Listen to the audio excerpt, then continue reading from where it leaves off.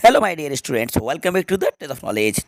तो आज के इस वीडियो में आपके लिए लेकर आया हूँ इंग्लिश ग्रामर के most important dress directed.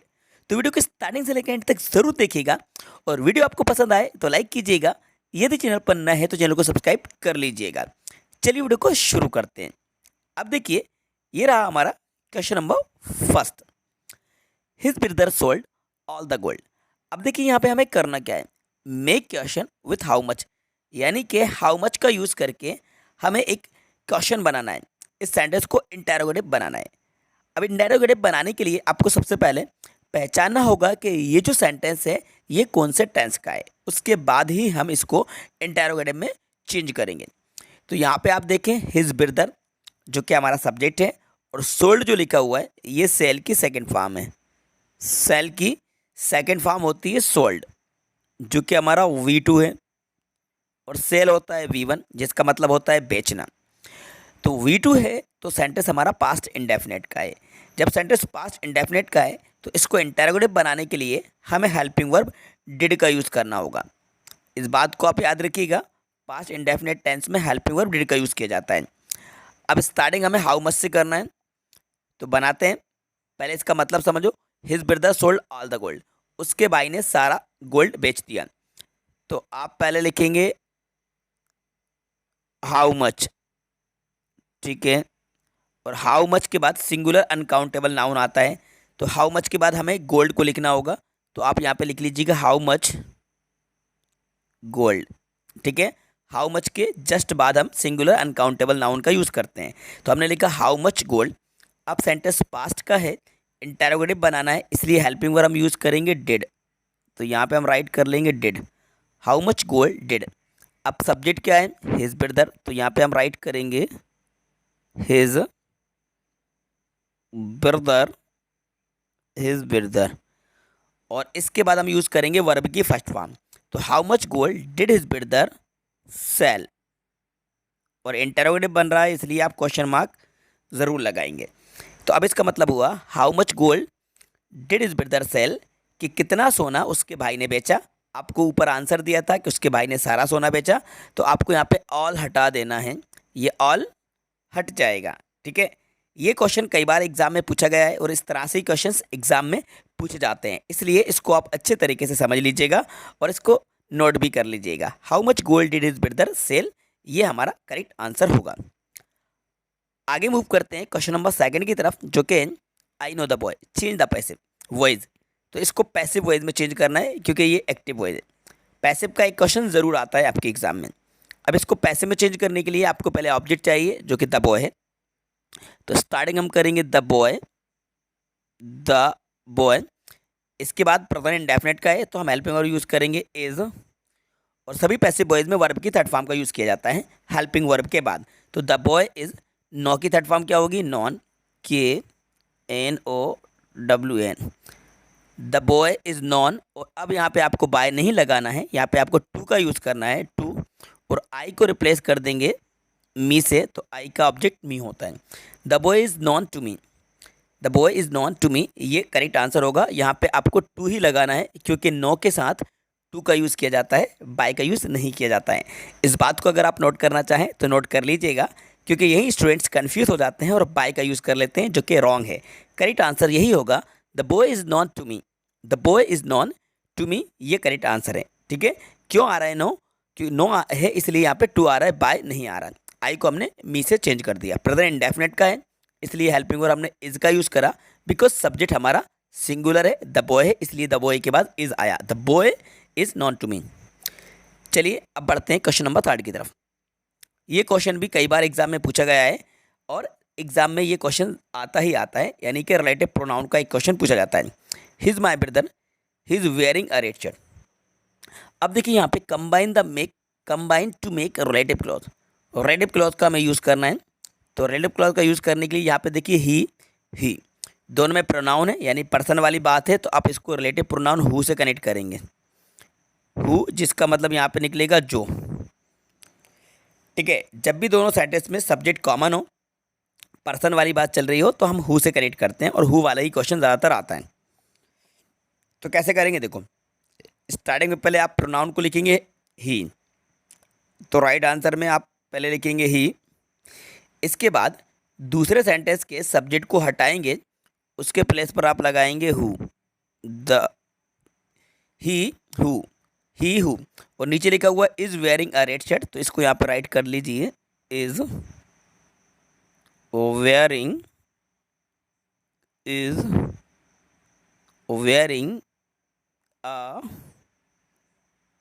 Red shirt, okay, is wearing a red shirt, he who is wearing a red shirt. अब इधर क्या बचा, इज माई ब्रदर, तो जो पहले वाले सेंटेंस में ही के बाद बचा हुआ था सेंटेंस का जो भी पार्ट है, उसको इसके जस्ट बाद आप लिख लीजिए। तो इज माई ब्रदर बचा है, तो आप यहाँ पे लिखेंगे इज माई ब्रदर, ठीक है, फुल स्टॉप लगा लीजिए।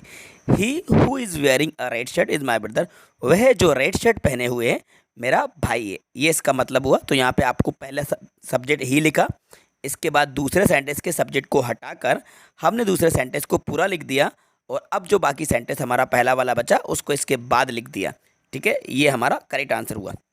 आगे बढ़ते हैं क्वेश्चन नंबर 4 की तरफ।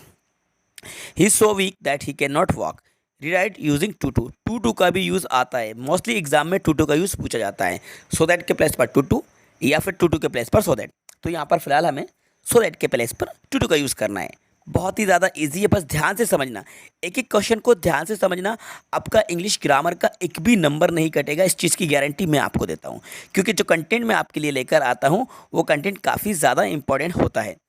तो बस टू टू का यूज़ करना है सो दैट के प्लेस पर। कैसे करेंगे देखिए, स्टार्टिंग आप लिखेंगे ही इज, इतना समझ आया, ही इज। अब ये जो सो लिखा हुआ है इसको हटाइए और इसके प्लेस पर आप लगाइए TOO2, ही इज टू, इतना आपको समझ आया। ही लिखा, इसके बाद हेल्पिंग वर्ब इज लिखी, एस और सो को हटाकर हमने लिखा टू, यानी कि सो को रिप्लेस कर दिया टू से। वीक है तो वीक को जैसा का तैसा लिख दीजिए,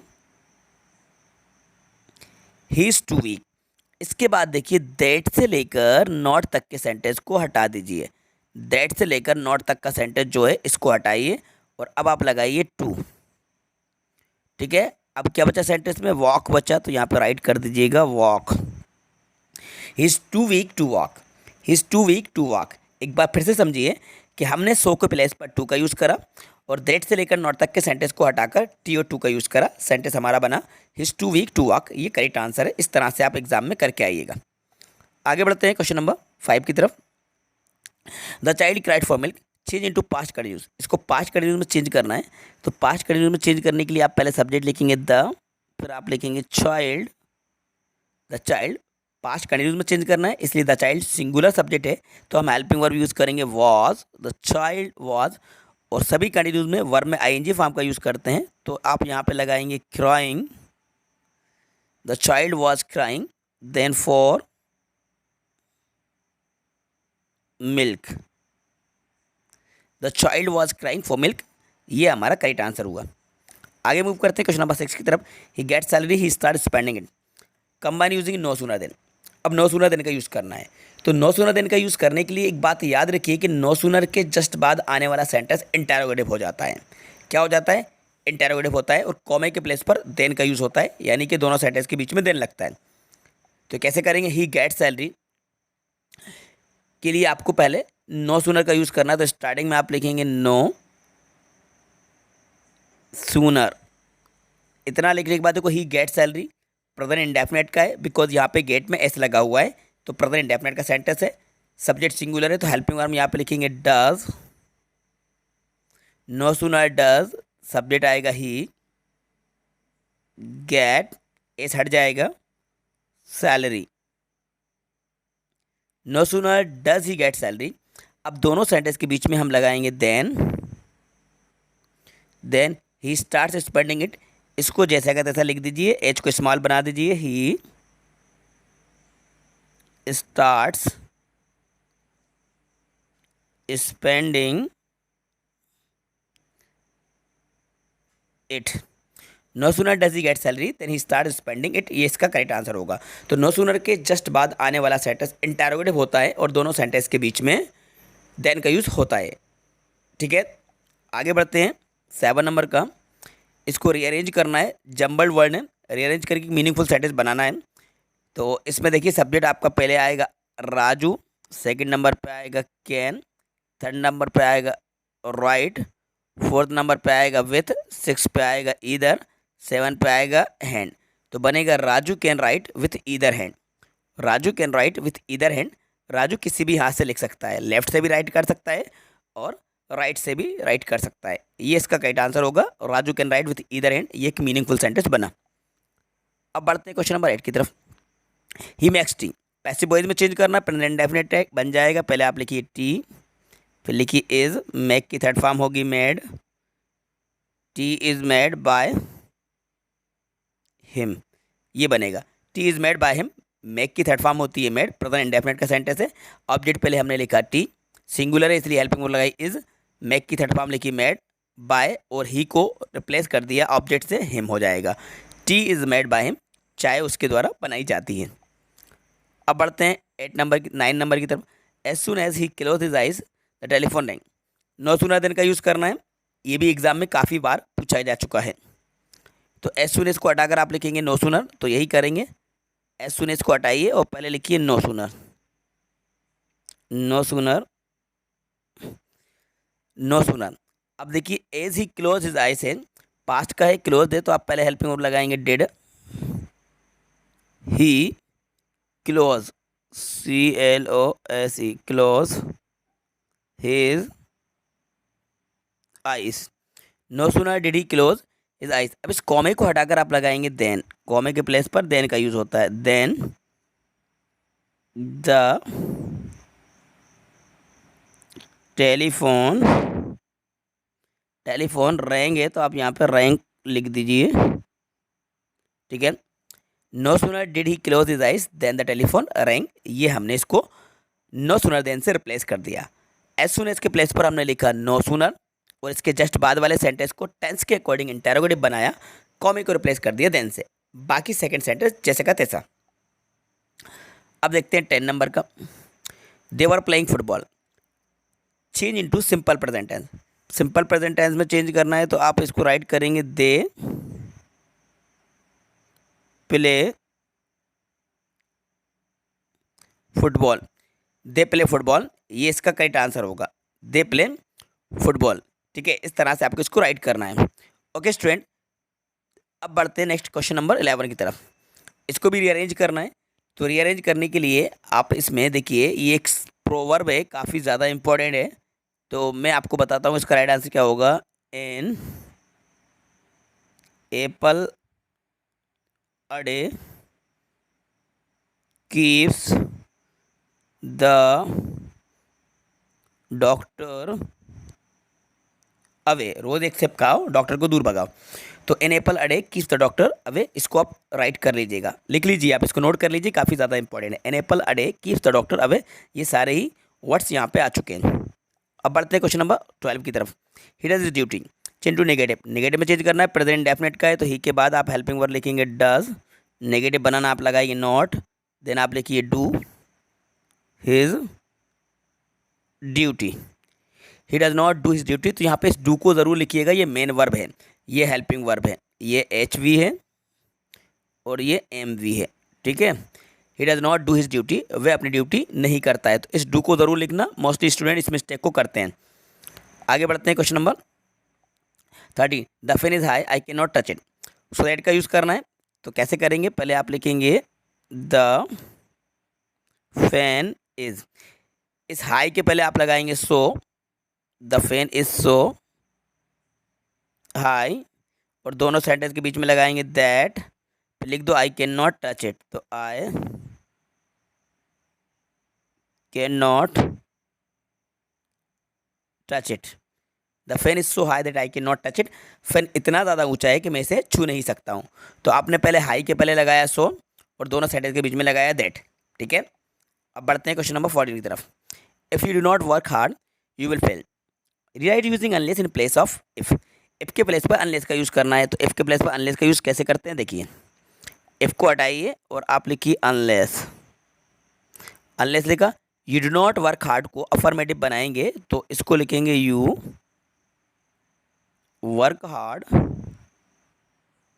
अनलेस यू वर्क हार्ड, ठीक है, इतना लिखा, अनलेस यू वर्क हार्ड, और आप लगाइए कॉमा, और बाद वाले को जैसे का तैसा लिख दीजिए, यू विल फेल।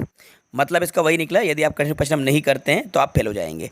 तो देखो पहला वाला सेंटेंस नेगेटिव था, इसलिए हमने अनलेस का यूज़ करते टाइम उसको अफर्मेटिव बनाया, बिकॉज अनलेस में नॉट इंक्लूड होता है। अनलेस का मतलब ही होता है यदि नहीं, यदि नहीं। तो अनलेस यू वर्क हार्ड, यदि आप कठिन परिश्रम नहीं करते हैं आप फेल हो जाएंगे। तो बाद वाले में कोई चेंजेस करने की ज़रूरत नहीं है। अब बढ़ते हैं 15। Sita does not sing, she does not dance. Neither nor का यूज़ करना है। तो पहले आप लिखेंगे यहाँ पे Sita, NEITHE, neither, Sita neither sings, S लग जाएगा यहाँ पे। फिर लिखिए नॉर डांसेस, बाद वाले में भी एस लगाना होगा। Sita neither sings nor dances. तो आपने इसको अफर्मेटिव में चेंज करा, क्योंकि डज को हटाकर नॉट भी आपने हटाया और सिंग में एस लगा दिया, क्योंकि नाइदर का मतलब भी होता है ना तो ये ना तो वो। तो Sita neither sings nor dances, ये इसका राइट आंसर है। अब बढ़ते हैं 16 पे। Mister Gupta teachers Hindi, passive voice को चेंज करना है, तो यहाँ पे बनेगा Hindi is TAUGST, Hindi is taught by mister Gupta, है ना, Hindi is taught by mister Gupta, ये इसका राइट आंसर होगा। अब बढ़ते हैं 17 की तरफ। She can't afford it, she buys a car. तो इसको जब आप बनाएंगे, combine the sentences using non finite clause. Non finite clause का आपको यूज़ करना है, तो नॉन फाइनाइट क्लॉज का यूज़ करने के लिए आप पहले लिखेंगे शी, फिर लिखेंगे कांट अफोर्ड, इसके बाद इट को हटाएंगे और डायरेक्ट लिखेंगे टू, और बाय अ कार लिख देंगे बस। She can't afford to buy a car, ये बनेगा राइट आंसर। बस 2 और 3 क्वेश्चन और बचे हुए हैं। They watch television since morning. Supply the correct tense of the verb का यूज़ आपको करना है, तो दे हैव बीन यूज़ कर लीजिएगा। दे हैव बीन वॉचिंग, दिए आपको ING लगाना होगा। They have been watching television since morning हो जाएगा प्रेजेंट परफेक्ट में। सब्जेक्ट प्लूरल है, दे के साथ हैव बीन का यूज़ करेंगे, वॉच में ING लगाएंगे, दे हैव बीन वॉचिंग आ जाएगा, ठीक है। अब बढ़ते हैं 19। We are playing football, passive voice में चेंज करना है, तो ऑब्जेक्ट लिखो पहले फुटबॉल इज कंटिन्यूज है, तो यहाँ पे आप लगाइए being. Football is being verb की third form played by us. Football is being played by us, इसका करेक्ट आंसर होगा, football is being played by us. अब बढ़ते हैं 20 की तरफ। We saw a very good film yesterday, change the passive voice. तो passive voice में change करना है, तो ऑब्जेक्ट यहाँ पे लिखेंगे a very good film was seen, a very good film was scene, और क्या है भाई, येस्टरडे है, येस्टरडे, तो यहाँ पे आप लिख लीजिएगा पूरा येस्टरडे, ये लिख लीजिएगा, स्पेस नहीं है ना, और by us. A very good film was seen yesterday by us, ये इसका पैसिव बना। We saw a very good film yesterday, तो a very good film was seen yesterday by us, ये इसका पैसिव बनेगा। लास्ट वाला देख लीजिए, the student is so fast he can win the race. So that का use करना है, तो सो दैट का यूज़ बहुत ही ज़्यादा इजी है। वेरी को हटाकर सो लगाना है आपको, यहाँ पे आप लिख लेंगे सो, और दोनों सेंटेंस के बीच में आपको दैट लगा देना है बस। The student is so fast that he can win the rest, ये इसका राइट आंसर होगा, ठीक है स्टूडेंट। तो ये जो 21 क्वेश्चन मैंने आपके सॉल्व करवाए हैं इंग्लिश ग्रामर के ड्यूज डायरेक्टेड के, ये सेलेक्टेड क्वेश्चन है। इसी तरह से क्वेश्चन, और इनमें से क्वेश्चन आपके एग्जाम में आते हैं, बस थोड़ा बहुत वर्ड को चेंज कर दिया जाता है, सब्जेक्ट को चेंज कर दिया जाता है, लेकिन कंटेंट और टॉपिक यही रहते हैं। यही आपकी इंग्लिश ग्रामर का लेवल होता है, यानी कि आपका सेंटेंस एक नेगेटिव बनाने के लिए, या इंटरोगेटिव बनाने के लिए, या एक पैसिव वॉइस का क्वेश्चन, सेंटेंस को करेक्ट करना, no sooner, as soon as, to, और आपका इफ़, अनलेस, ये क्वेश्चन आपके एग्जाम में पूछे जाते हैं। तो बस आपको इनकी प्रैक्टिस करना है। आई होप ये वीडियो आपको पसंद आई होगी, तो इस वीडियो को लाइक ज़रूर करना, और अपने सभी दोस्तों के साथ शेयर भी कीजिएगा, और यदि चैनल पर नए हैं तो चैनल को सब्सक्राइब कर लीजिएगा। वीडियो आपको कैसी लगी कमेंट्स बॉक्स में जाकर कमेंट्स करके ज़रूर बताइएगा। Thanks for watching.